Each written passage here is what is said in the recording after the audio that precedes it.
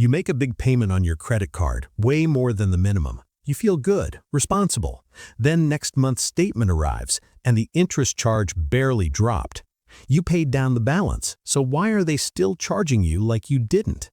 I'm going to show you how banks trick you into paying more interest than you realize. And once you see it, you're going to be annoyed, not at yourself, at how sneaky the math actually is. Think about the last time this happened to you. You probably opened that statement, stared at the interest charge, and said out loud, "Wait, what?" That feeling of confusion, that's not your fault. That's by design. You owe $2,000. You send $1,500, not the minimum, a real chunk. You think interest is going to drop. I just cut my balance by 75%. That makes sense, right? Less debt should mean less interest. Then the next bill comes, and the interest is almost the same as last month. Here's what's happening. Most people think interest is calculated on what you owe right now. You check your balance, see $2,000, send $1,500, and assume interest will be calculated on the remaining $500. That is not how it works. This is the gap, the space between what feels fair and what's actually happening. And banks make a lot of money from that gap. Millions of people every single month pay interest on money they already gave back. Banks calculate interest using your average daily balance from the previous billing cycle, not what you owe today, what you owed, on average, across all the days before you paid.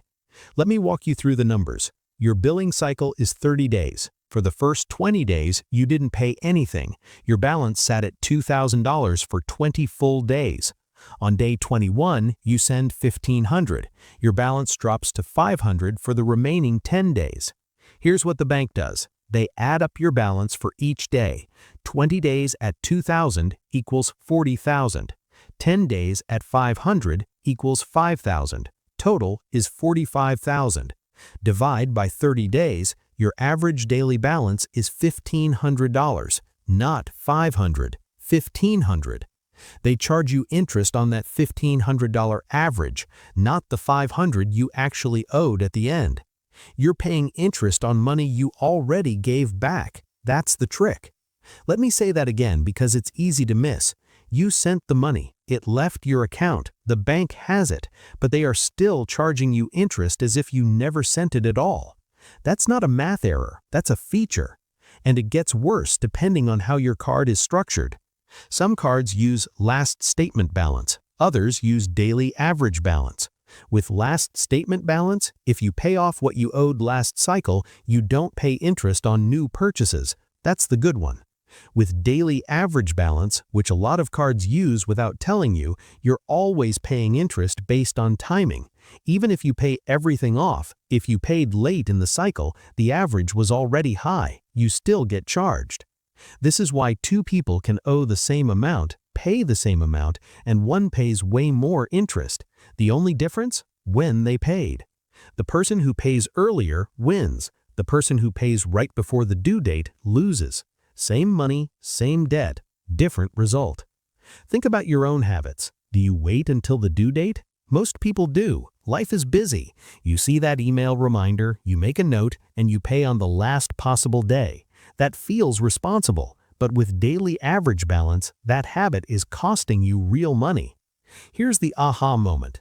You are not bad at math. You just didn't know the clock started running the day after your last statement, not the day before your due date. Think about it like this. You're at a restaurant. You eat for an hour. You pay. That's normal. Now imagine the restaurant says, "We're going to charge you for the whole time you were sitting here, plus the 20 minutes before you walked in." You'd say, "That makes no sense." That's exactly what banks do. They charge you for time before you even had the chance to pay.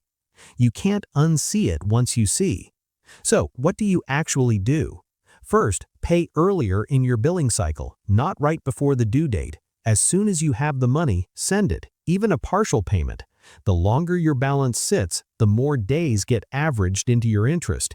Every day you wait costs you. Second, check your card's terms. Look for daily average balance or average daily balance. If you see that, your card punishes timing. If you see last statement balance or adjusted balance, that card rewards quick payment. If yours is the punishing kind, switch cards for large balances you plan to pay off over time. Third, make multiple small payments. Send $500 on day 5, another $500 on day 10, another on day 15. This keeps your average daily balance lower across the whole cycle.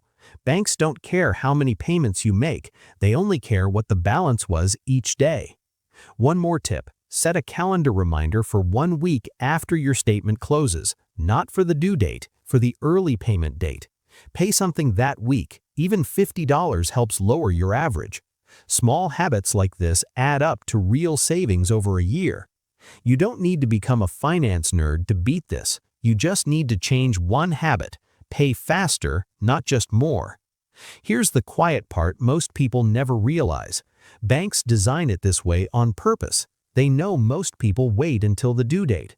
They know most people think, as long as I pay before the deadline, I'm fine. So they structure the math so you're always paying interest on a balance higher than what you actually owe.